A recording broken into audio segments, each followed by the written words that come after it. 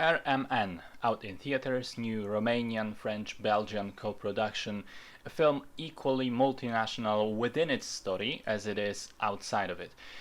It explores a small village community in Transylvania, which comprises of native Romanians, a Hungarian minority, and a small group of descendants from a German population from hundreds of years ago that settled in this area. In the modern day, the story takes place in 2019. The village is clearly not a great place to live. A local mine has been closed, there are very limited job opportunities for the locals, and the ones that are there pay so low that many of the people around leave to go to the west to get better wages and support their families that way. There's no perspectives, no development going on, no opportunities to speak of. The one and only successful business venture around, an industrial bakery, is looking for new employees and ends up hiring a couple of immigrants from Sri Lanka due to a lack of interest in the local population. And that suddenly causes tensions within the community, because despite facing racism, condescension, and lack of respect when these Romanians go abroad for work themselves, the very same people display a staggering amount of racism, xenophobia, and fear towards the unassuming Sri Lankans.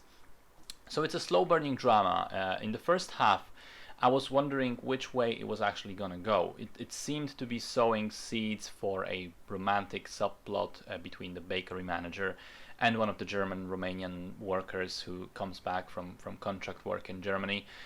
But then at one point it pivots hard into the racial tensions angle, and you realize it was all a setup for exploring these themes. Now, it's an infuriating film. It made me angry because of how accurate I think it is in portrayal of how small town victim mentality can quickly turn hostile. We watch a couple of people, be fairly nice and welcoming and kind to one another, and then as soon as they set their sights on the Sri Lankan people, they turn rabid in blaming them for all their problems and wanting to cast them out. And on the one hand, you realize that they do have genuine reasons to complain about their situations. As I said, they seem to exist in this small village microcosm without any outside help, no perspectives, right? No outside investments. Nobody is helping these people, and they just sort of fester in their passive poverty.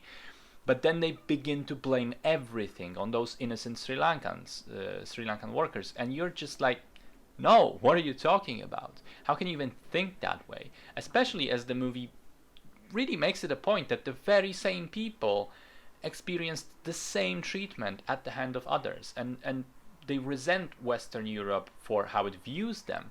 But when the tables are turned, they instantly become even worse. They do not extend the kindness that they themselves expect. There is one brilliant scene of a public debate at a culture house, which was filmed in one long single take, with lots of actors in the scene just arguing and bickering back and forth. And I thought it was an excellent study of how mobs are formed, how people who are maybe reasonable or can be kind as individuals become a part of an angry crowd when they're together. It's terrifying and it's accurate.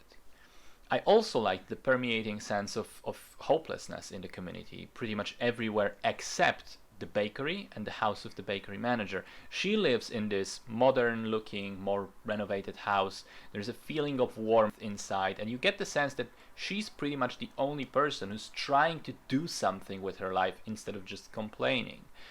Having said that, I also think that the movie is flawed, though. The romantic subplot feels kind of clunky once you realize that it's not the main focus of the story. I thought that the subplot with Papa Otto is a bit strange, and I don't know, maybe it didn't lead anywhere interesting in the end, or I just didn't get it. And I'm not quite sure I got the ending. The final sequence is strange and almost feels like a separate movie. And I'll be honest, I don't exactly know what happens there and how to interpret it. Is it a commentary on how focusing on perceived threats made the community vulnerable to real ones that they didn't even realize exist? I don't know. I'm just throwing stuff out there. I don't know. But that weaker ending, in my opinion, and the other stuff I mentioned, do take away from the film's overall quality and make it just decent in my book instead of really very good. I'll put it this way: when it's good, when the film is good, it's really good, but it isn't consistently great throughout, even though it does explore some interesting ideas and does that competently.